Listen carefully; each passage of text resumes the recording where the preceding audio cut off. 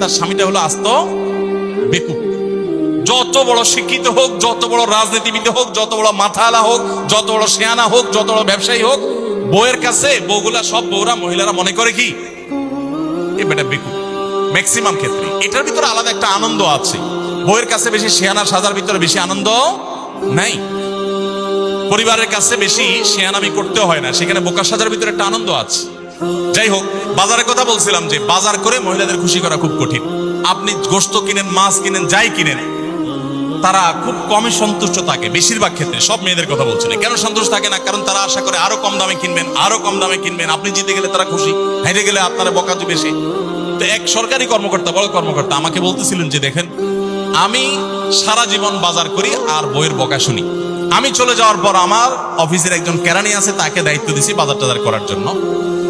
এই লোক বাজার করার পর আমার বউ বিরাট খুশি, বলে যে তার নাম ধরে বলতেছে, অমুক বাজার করলে প্রতিদিন ঠিক মতো বাজার করে, দাম দস্ত ঠিকঠাক থাকে, মাপজোপ সব ঠিকঠাক থাকে, তোমারে প্রতিদিন ধরায় দেয় দোকানদার, কমায় দেয়। 2 কেজির গোশত আমার কাছে মনে হয় 1.5 কেজি দিছে, ওজন কম দিছে মনে হয়, নজরে উঠে না। তো লোকটা বলে যে আমার খুব সন্দেহ হলো, একই দোকান থেকে আমিও আনি, সেও আনে, আর আমার তো ঠকানোর কথা না, পরিচিত দোকানদার। তাহলে মহিলা এই কথা বললো, তার ব্যাপারে কাহিনীটা কি?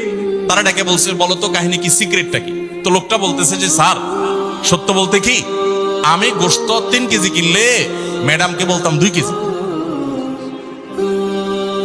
1000 টাকা কিনলে ম্যাডামরে বলতাম 500 টাকা। টাকা তো আপনি দিবেন, আপনার সাথে বোঝাপড়া হবে, কিন্তু আমি জানি বাসায় এটা বললে বউরা খুশি থাকে। তো এই জন্য আমি একটু কমায় কমায় বলি দাম, আর জিনিস কমায় কমায় বলি। তখন সে প্রতিদিন 2 কেজি মাংস যেটা দেখে আপনি আনেন, আজকে দেখে যে সে 1 কেজি মাংস ওই পরিমাণ, তখন সে তো খুশি হবেই স্যার। তখন ওই লোকটা বলতেছে, দেখেন, সে এইটা করে আমার গোটা সংসারে আগুন ধরায় দিস। তো এইভাবে মিথ্যা কথা বলা কিন্তু জায়েজ নাই। কোন মিথ্যা কথা বলা জায়েজ আছে? ধরেন আপনি আপনার বউরে বললেন, দেখো তুমি চাঁদের চাইতেও সুন্দর। কিসের চাইতে সুন্দর ভাই? চাঁদের চাইতে উজ্জ্বল মানুষ হয় সম্ভব? ডা মিথ্যা কথা না?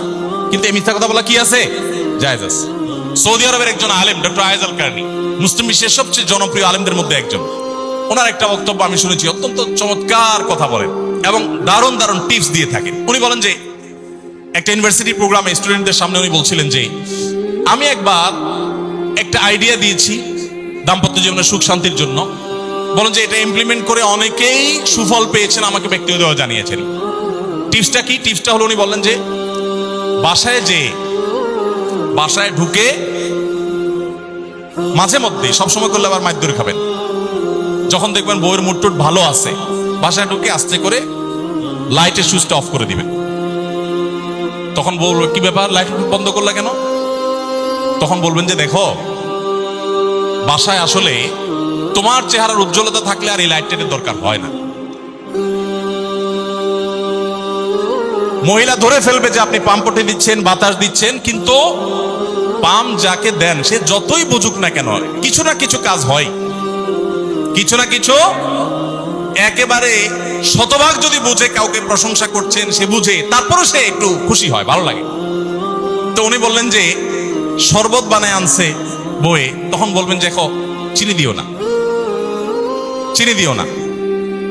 তারপর বউরে বলবেন যে আঙ্গুলটা একটু চুবাই দাও। কেন? কারণ তুমি আঙ্গুলটা চুবাই দিলে ওটা চিনি চাইতে বেশি মিষ্টি লাগে। এই যে কথাগুলো, এই কথাগুলো আসলে সত্য কথা না। তো এই টাইপের কথা স্বামী স্ত্রীর মধ্যে মিথ্যা হলেও সেটা কি আছে? জায়েজ আছে ভাইরা।